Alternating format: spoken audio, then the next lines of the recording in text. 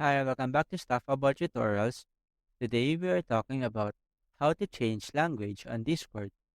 Maybe you have accidentally changed your Discord language to a language that you don't understand. Or maybe you are learning a new language and you want to practice it on Discord. So today I am going to show you how to change language on Discord. Check video description and I will try to leave the written instructions. So let's start. First, open your Discord application and log into your account. Once you are logged in, tap on these three horizontal lines at the top left corner of the screen. From the menu below, tap on your profile icon located at the bottom right corner. On this user settings page, scroll up until the app settings section. Here, tap on this language option. In this window, you will see a list of available languages that Discord supports.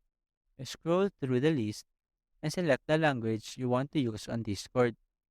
For example, I want to use Espanol, so I will tap on it. Once you have selected your desired language, Discord will automatically switch to the language that you have selected. There you go. If you wanted to know how to change language on Discord, that is the easiest way I know how. If you know another way to change language on Discord, leave a comment below. Also, be sure to subscribe for more videos.